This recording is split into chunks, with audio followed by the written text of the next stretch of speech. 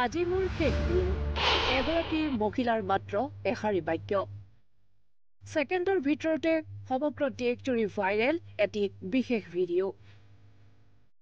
দ্ৰুতগতিৰে বিয়পি পৰিল 2 মিনিট 46 ছেকেণ্ডৰ সেই ভিডিঅ'টি কিন্তু কিয় কি আছিল এই বিশেষ ভিডিঅ'টোত আচলতে ভিডিঅ'টো এগৰাকী মহিলা সাংবাদিকগৰাকী হৈছে নিধি ফুলপাতি চলিত বৰ্ষৰ 22 মে দিনটো আছিল তেওঁ কাৰ্যনিৰ্বাহ কৰা টেলিভিছন চেনেলটোৰ পৰা বিদায় লোৱাৰ দিন নিত্য নৈমিত্তিকভাৱেই তেওঁ সেই বিশেষ দিনটোত কাৰ্যালয়লৈ আহি আন দিনাৰ দৰে কৰি গ'ল তেওঁৰ যাৱতীয় কাম কাজ এটা সময়ত তেওঁ ষ্টুডিঅ'লৈ সোমাই গ'ল আৰু পঢ়ি গ'ল তেওঁৰ অন্তিমখন বুলেটিনখন পঢ়াৰ অন্তত তেওঁ অতি সাৱলীল আৰু মধুৰতাৰে কৈ গ'ল তেওঁৰ মনৰ কথা যিকেইটা বাক্যই মন চুই গ'ল সকলোৰে তেওঁ ক'লে এই বুলেটিনখনেই মোৰ অন্তিমখন বুলেটিন ये मेरा आखिरी बुलेटिन है अब आप मुझे आगे यहाँ नहीं देखेंगे तो आखिरी बार कह रही हूँ मेरे साथ इतना ही एनडीटीवी पर खबरों का सिलसिला जारी रहेगा এই চেনেলৰ পৰা আজি মোৰ বিদায় লোৱাৰ সময় 2003 চনত এই চেনেলটোত যোগদান কৰিছিল নিধি ফুলপাতিয়ে আৰু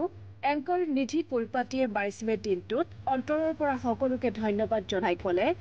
এই চেনেলে মোক দিলে নাম সন্মান মৰম স্নেহৰ মেটমৰা সম্ভাৰ মোক মই হিচাপে চিনাকি দিয়াত সহায় কৰিলে এই চেনেলে মোৰ মানস পটত জীৱিত হৈ ৰ'ব বহু সোণহেৰীয়া স্মৃতি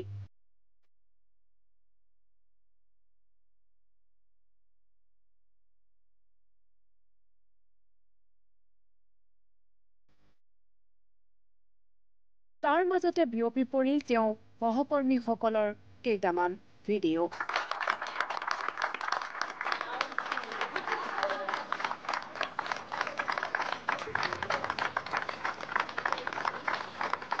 সতীৰ্থসকলৰ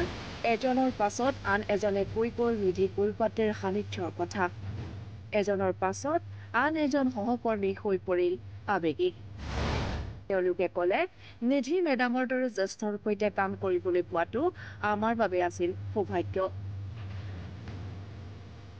91 চনৰে পৰা সংবাদ জগতত খোজ পেলোৱা নিধি ফুলপাতিয়ে ক'লে বিগত 35 বছৰৰ অভিজ্ঞতাই মোক বহুখিনি দিলে কাইলৈৰ পৰা যে নাহোঁ এই কথা মোৰ মনত লগাই নাই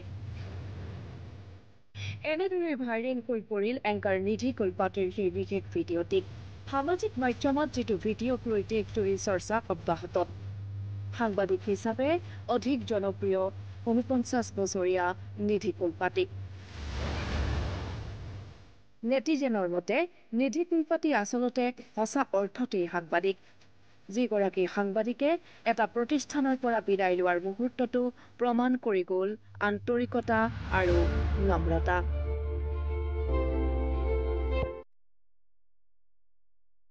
নেশ্যনেল ডেস্ক এছান নিউজ